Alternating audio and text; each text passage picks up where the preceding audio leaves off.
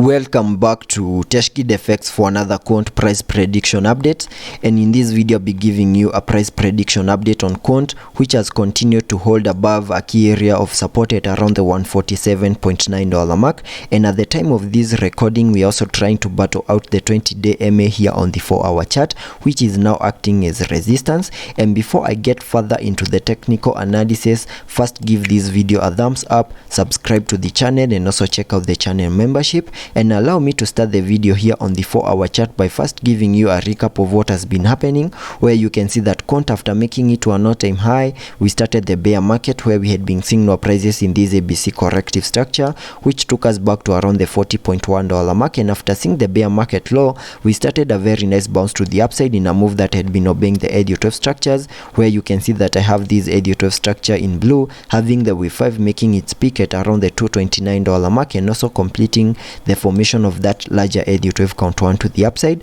And after seeing the formation of a higher Elliott wave count 1, whatever we expected next is the formation of a higher Elliott wave count 2, which is a corrective wave, and because of its corrective nature we also expected an ABC corrective structure because of its corrective nature. And in the formation of that second wave, I had a target area to the lower side in the formation of that wave 2 within this red target area right here, and this is the target area that I expected to see the low for that second wave. And you can see in this ABC corrective structure we have our low at around the $94.4 mark, and after seeing the low for that second wave, whatever we expect on the long term scenarios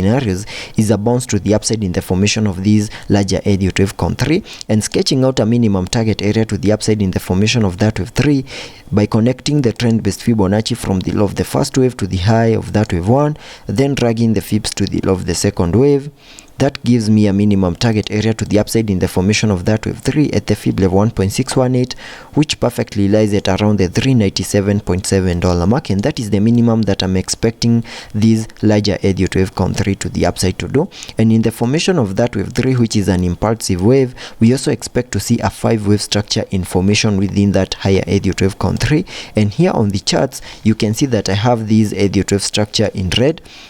where you can see I'm terming this as the first wave to the upside. Then we have seen a corrective structure in the formation of that wave 2, and after seeing the low for that second wave, whatever we expect next is a bounce to the upside in the formation of this wave 3. And right now we have made our peak in the formation of that wave 3 at around the $165.6 mark, and using the trend based Fibonacci to show you that this wave 3 to the upside has done the minimum that I expected that wave 3 to the upside to do by connecting the trend based Fibonacci from the low of the first wave to the high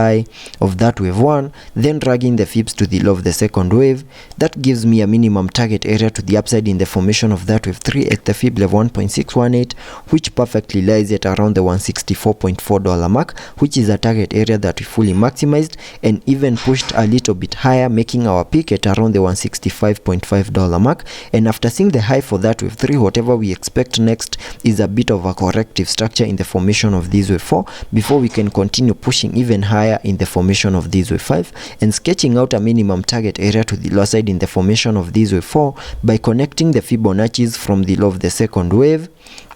to the high of that wave 3. That gives me a minimum retracement area between the fib level 0.382 and the fib level 0.5, which lies between the $141.5 mark and the $133.9 mark, and that is the minimum that I'm expecting this fourth wave to the lower side to do. And once that plays out, I think that will be another perfect entry to get back into Quant, so that we can ride another bounce to the upside in the formation of this wave 5 to the upside. And getting a little bit into the details of the formation of this wave 4,